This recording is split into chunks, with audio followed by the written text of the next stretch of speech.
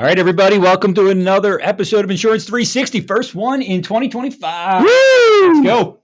Day All right. after the inauguration day. Yeah. Is that yesterday? I didn't see anything on that on the news. Was it inauguration day? I didn't notice. There's a lot of weird looks from the audience, I'll tell you that. Yeah, well, it's always interesting, always fun. A lot going on. We just got through a crazy AEP, which I feel like we shouldn't even say crazy AEP anymore because it's just always crazy these last 4 years. I don't even know. I think the word I'd like to use is monotonous. That's like basically what AEP was for us this year. Yeah, but we're through it. We got through it. We had a great year. Agents did their thing. You know, they always figure out a way. They manage. They do what they have to do. Ton of plan changes, as we all know. Plans pulling out. A lot of SARs going on. A lot of moving parts this year. Yeah. Let's hope that the boat settles a little bit. I'd be okay with like just a regular year. Something tells me regular. Yeah, it's probably not going to happen, but it's okay. We can always hope this is the year. Well, to sort of get on that track right now, we know there are some things that Medicare agents need to talk about.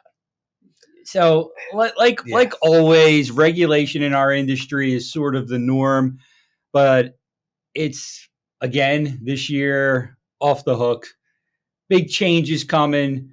To this episode, I know we want to have a really good discussion on all the SEP changes that are coming this year, along with some other stuff. I mean, obviously, we're in OEP right now, which of course, for everybody out there, everybody knows the first rule of OEP, right, Rob? It's kind of like Fight Club. You don't talk about it. You don't talk about OEP in your marketing. That's the first rule. But obviously, it's an opportunity for individuals. They get their new plan information. All of a sudden, they're like, "Hey, this prescription drug's not covered," or there's one of their doctors happens to not be in it and they didn't realize it. So there are some things that can be done during OEP. Agents can still do their normal marketing, right? You know, they can still do business, agents, and a lot of those things. So there is that going on. But we saw we got a little bit left in OEP. And then of course, we got to talk about what's going on with SEP, right? Which, by the way, look, I've been doing this. I mean, he's been doing it a lot longer than me. I'll be at 10 years, by the way, this year. 10 years. Yeah, I'm hitting that century mark. But this might be the most confusing updates within the SNP market that I've ever seen.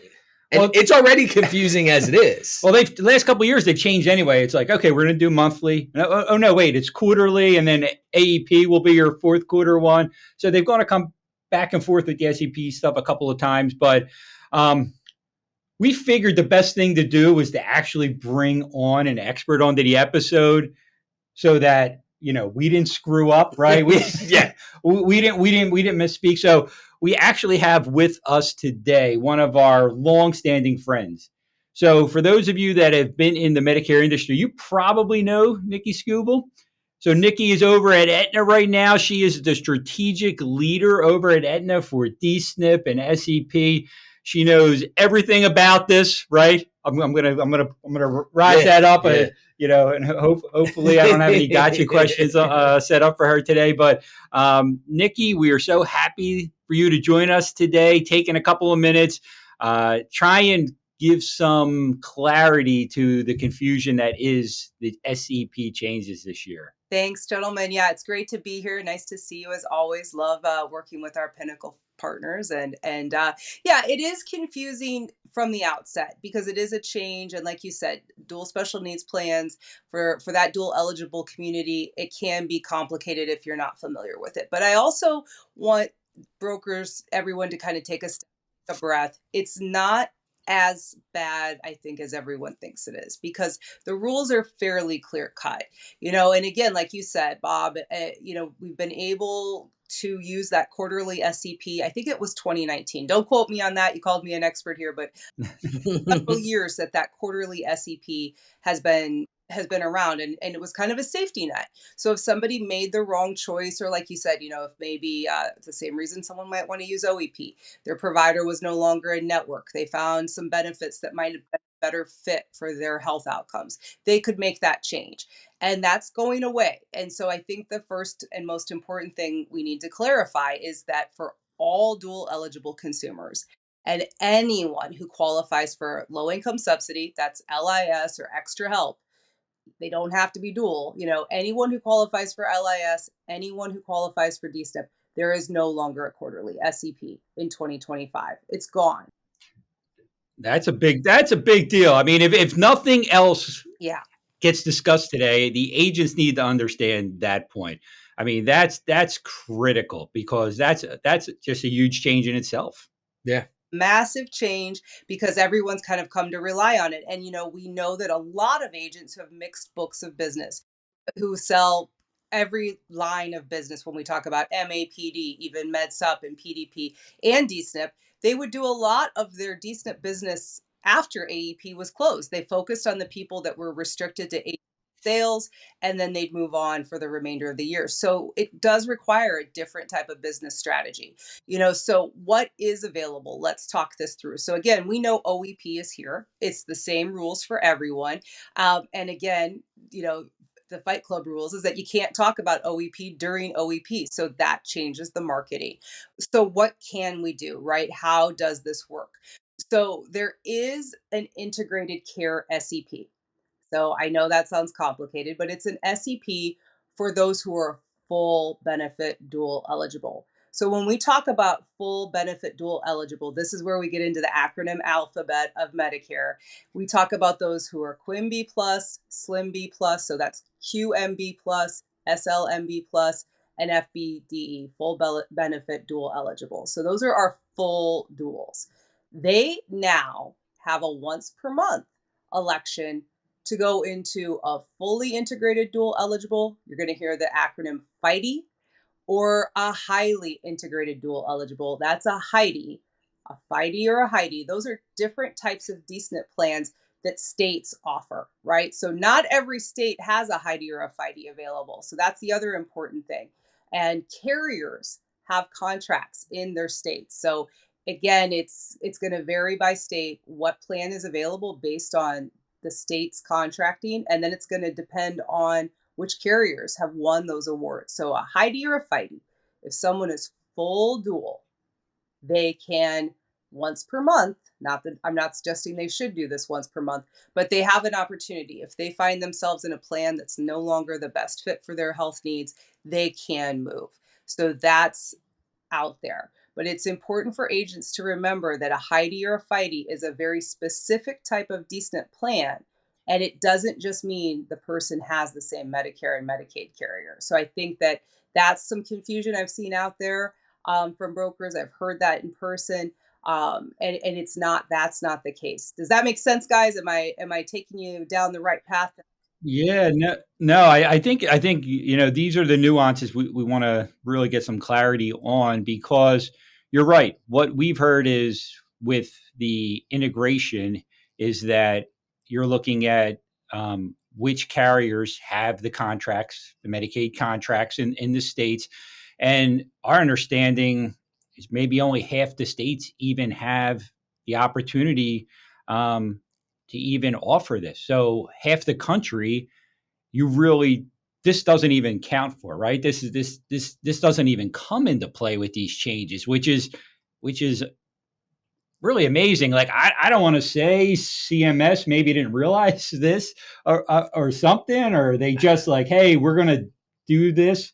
I know Rob usually has something to say about CMS. So well, here's the thing, right? I feel like half the time they're coming up with these rules, they just have a big dartboard of random things, and someone's just throwing a dart.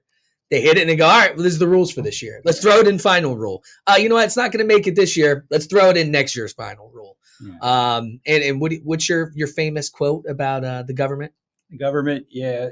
When I make a joke, it's a joke. When the government makes a joke, it's the law. So,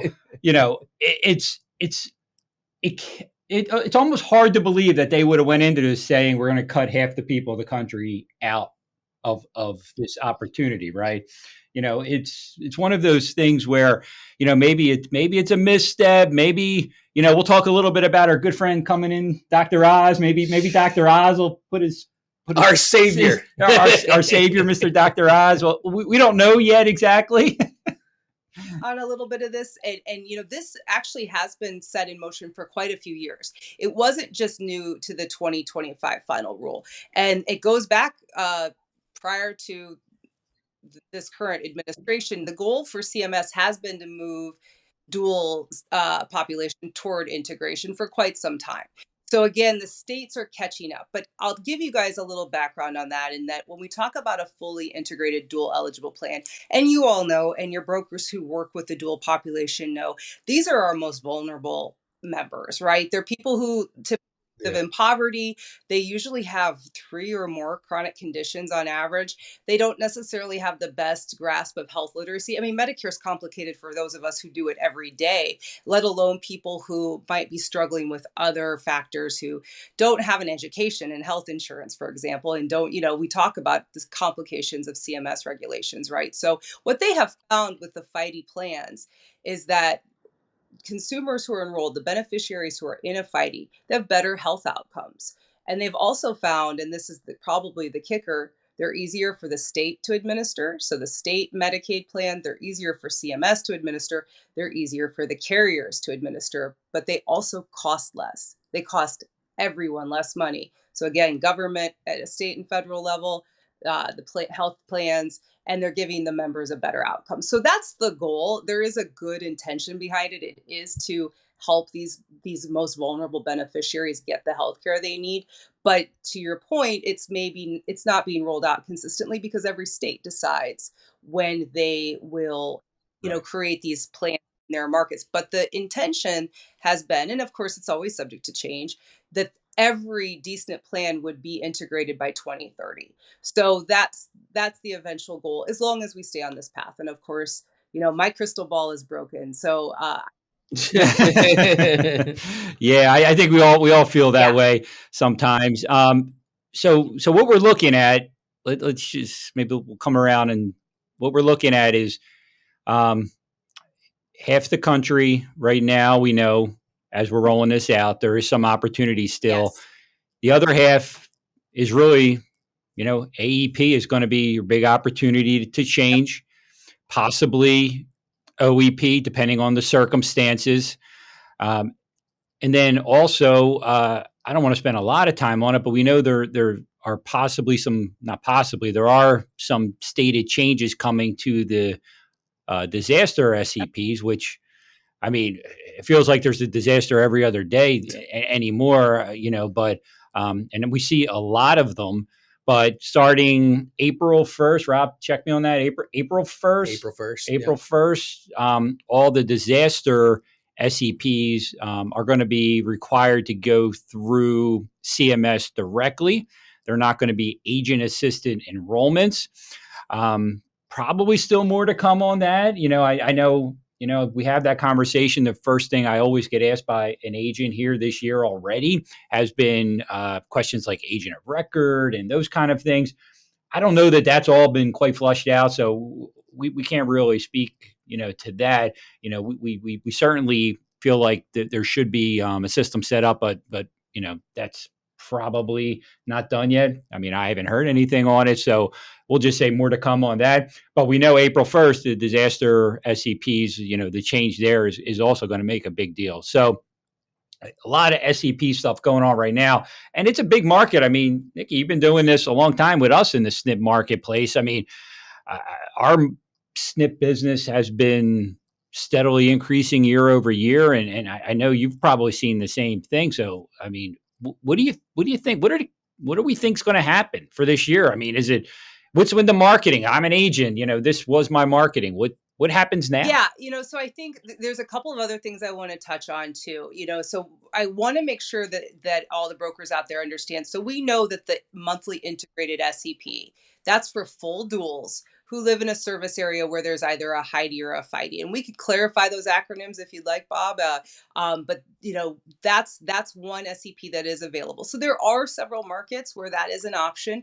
And if that's the right move, agents are going to do the right thing. We know they do their due diligence, and they're going to put the consumer in the plan that's the best fit for their health.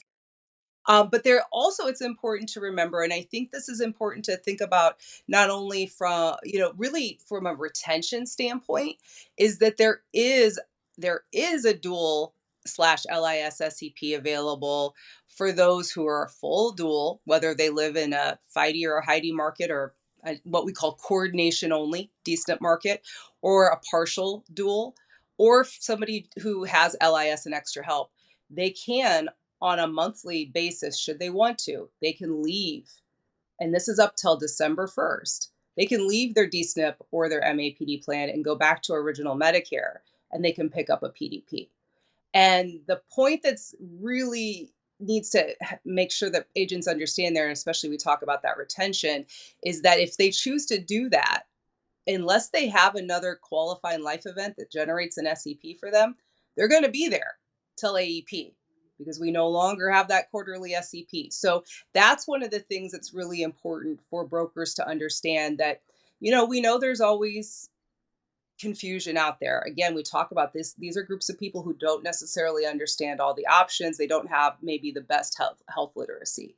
And because they're used to being able to make changes, if somebody says to them, "Oh, I could get you on a drug plan," and and maybe talk them into something that might not be in their best interest, they're going to be stuck there. So we don't want that to happen. So brokers have to think about that. It's not just about what opportunities are not available necessarily on that quarterly basis, but making sure they're educating their members that, hey, somebody talks to you about making a plan change, I want you to call me first, because those changes are different now. So again, that's that retention play that we don't want to lose sight of. So Yeah. that's really important. And again, most people, I know the Pinnacle brokers do a great job of making sure their members understand we're your first call, but it's still really important to make sure that they're reiterating that these changes are out there.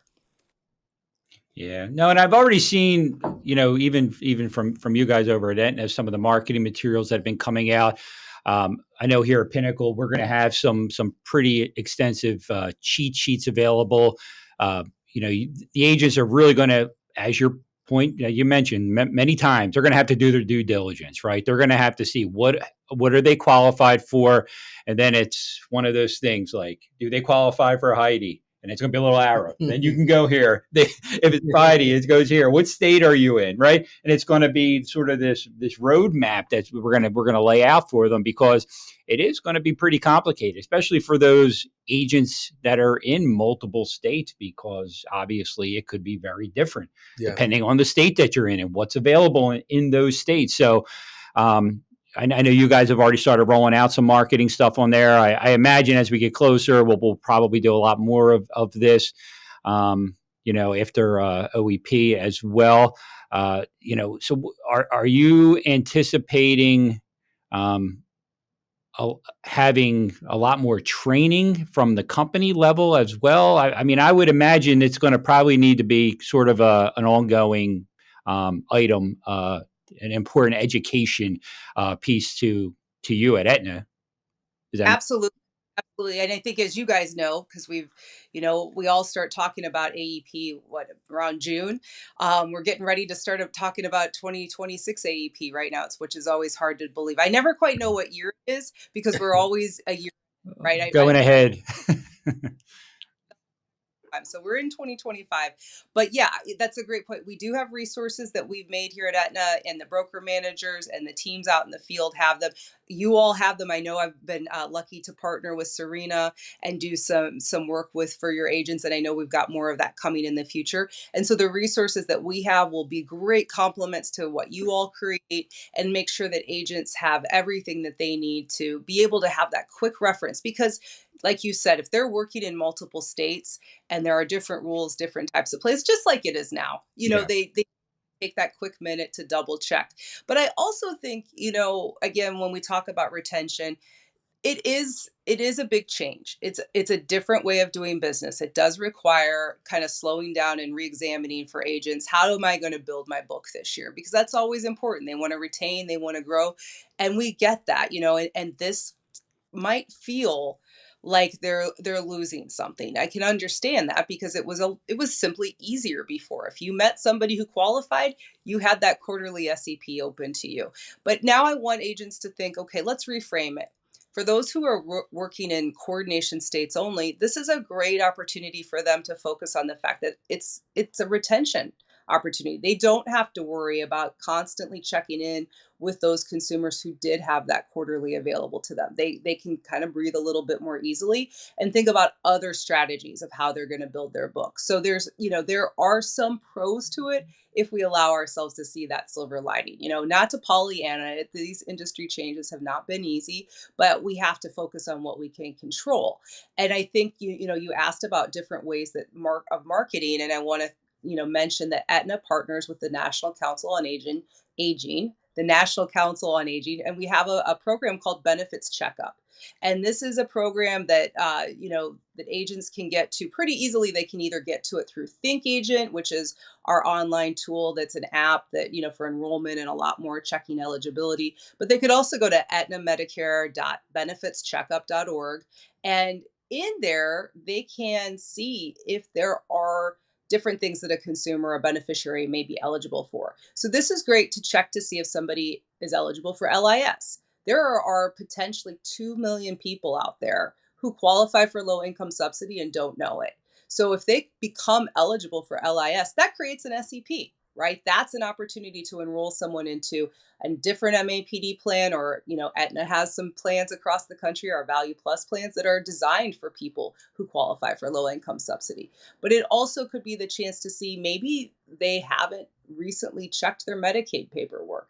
Maybe they have had a life change and they're making less money or maybe more money. And if they have a change in their Medicaid status, that's an SEP.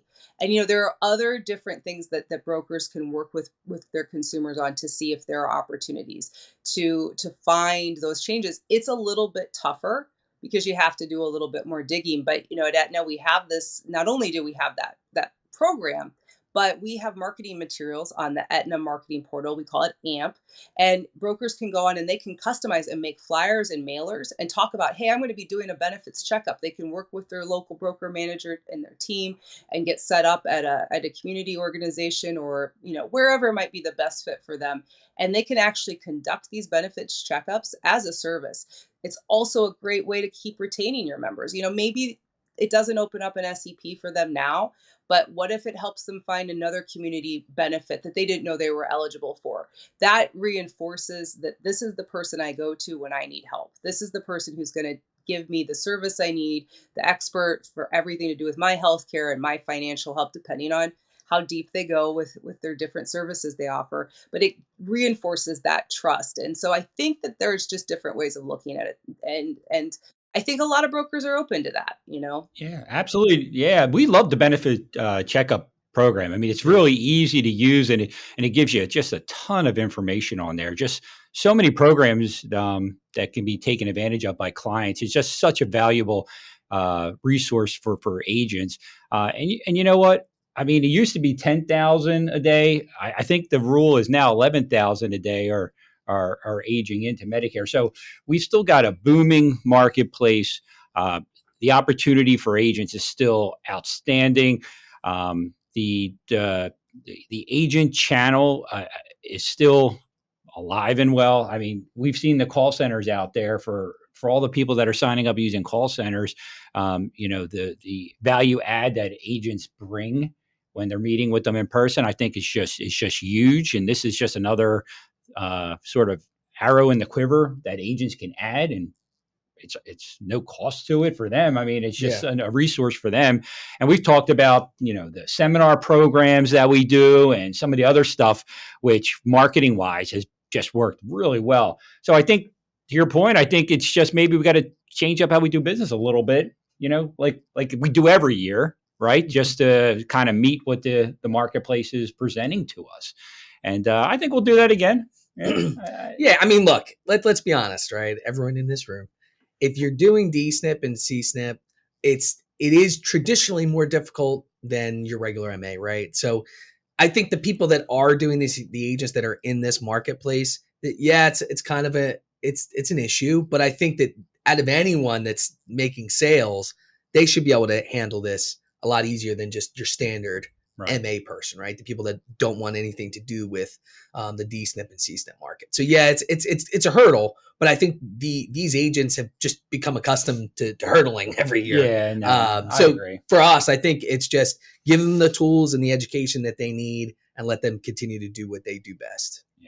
Yeah. And don't forget, you mentioned 2026 already. So the 2026 final rule came out, and listen, we talked about the final rule last year. Until I don't think most agents knew about the final rule until the last couple of years. I mean, it sort of was never this big of an issue, but the 2026 final rule is pretty daunting, and we're still hopeful that it won't quite go through the way it is, especially on the marketing end of things.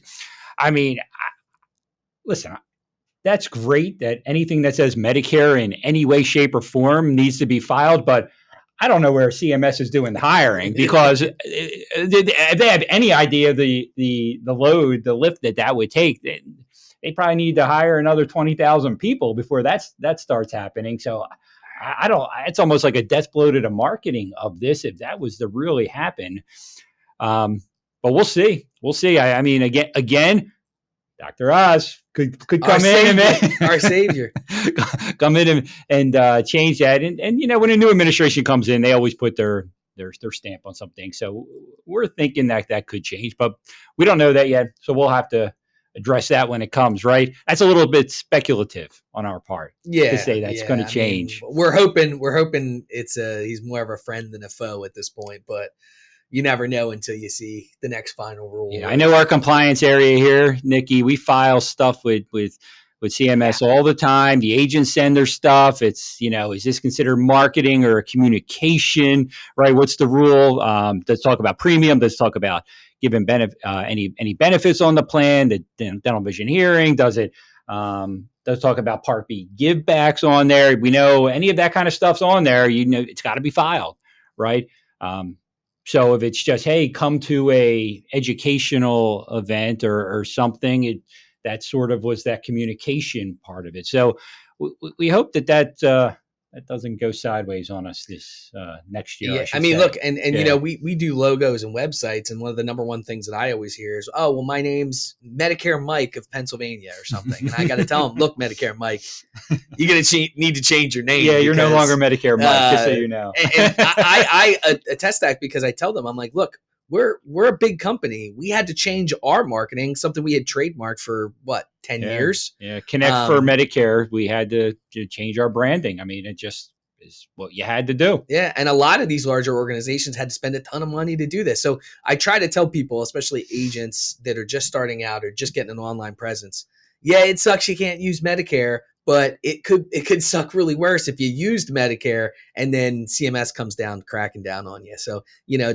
we don't like gray areas here at Pinnacle, right? No, it's black and white. You just listen to the rules. Yeah, you know? We don't want anybody to get in trouble, Nicky. We like everybody to be in good standing with our friends over at CMS.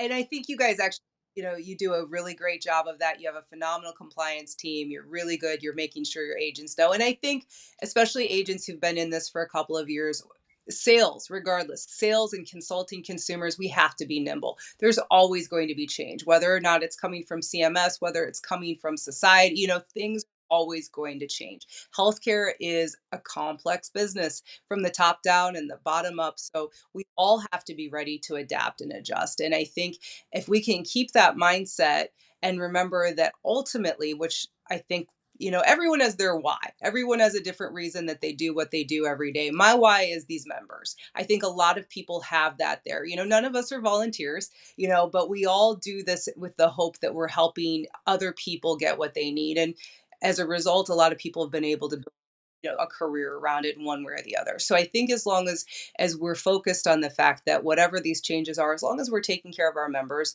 and I think that that's what everyone really does try to do, we're going to be okay. It's not going to be easy, but nothing, isn't there some cliches out there that nothing that's good in life or that's worth it easy, right? Exactly. Yeah, exactly. No, you're right. You're right. We like to say, if you're helping somebody, that's what we do, right? Yeah. It's not about selling. I mean, that's just the way it is. The more people you help, the better off your business would be. The better off the consumers will be. The beneficiaries out there, everybody's happy. Nobody wants complaints. Nobody. Believe me, No. that's the furthest thing from anybody's mind. Everybody wants to do the right thing and to help people, and they're sitting across from them, asking them what's important to them, their prescriptions, their doctors, and going through all those motions to make sure that they put them in the right plan that makes sense for them. So I'm sure there'll be more to come on everything we're talking about today. No doubt about it. Wouldn't shock me. Yeah, and we tell everybody, if you're not following Pinnacle on YouTube and social media, you need to do that because we're putting stuff out all the time. We're putting out articles on these changes, best practices on how to manage all the things that are coming down the pike. So make sure you're following us. Follow the podcast. We'll keep these coming. We fight the good fight here. That's All right. We're fighting the good fight. We want the information to get out there, and there's so much. It seems like a fire hose right now of information sometimes, but that's just the way it is. That's our business, right? Yeah. You know what though? It's the one thing I think for me personally, because I'm a tech guy, I always love technology. It's the one thing that fascinates me about the business is the fact that everything's always changing, right? You always have to be prepared. It's the same thing in the technology world. You get used to one thing, and before you know it, Apple's got iPhone 27, and you can. Are they up to 27 now? Like, who knows? We're Android people, Nicky. So it's a little. It's always a fight here in the office, and Ange as well. We're like the three people that have Androids, but yeah. Well, the IT people in the office have Androids. That's saying something, right? Saying something. I don't know.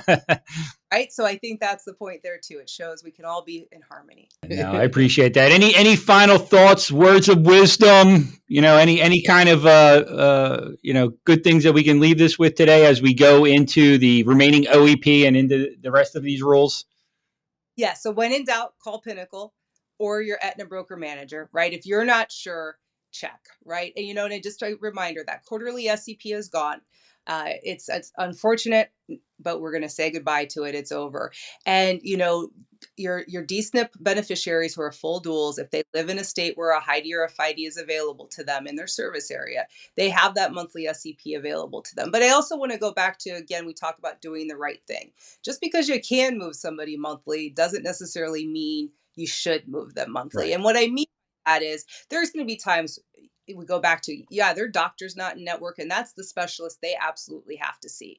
Then that's a time that they probably should be moved. But members also need a chance to get used to their health plan. They need to, at Aetna, every single D-SNP member, regardless of their health, has a full team of care managers to take care of them and help them find the best health outcomes for them. So, it's important that they get the chance to interact with those folks and they get the chance to build a care plan. And it's true of other carriers as well. So you want to give people that opportunity. So again, just because you can move them every month doesn't mean that's necessarily the best thing for them. But I think your agents know that, but also reinforcing the fact that most other SEPs aren't changing. So there's still opportunities for brokers who are out there. They need to support their prospects and their members. They're going to just have to maybe look for things in a little bit of a different manner and not rely on that quarterly SEP. And again, I'll go back to it again. The best advice is contact Pinnacle. Contact your Aetna broker manager with your questions and talk through business planning and adapting and shifting with these changes, because you're there to support them. We're there to support them. And we just want them to have the most successful, compliant year possible. Love it. Absolutely. Great way to end it. Nicky, couldn't be happier that you joined us today. A lot of great information. I certainly feel like it's brought a lot of clarity. Yeah, I feel better in a world that we know is always changing and a little bit complicated, but it's all good. So thank you again for joining us, and we look forward to more to come. So cheers it out. Great rest of your day. Appreciate it. Thank you, Nicky. Thank you. Thanks, guys.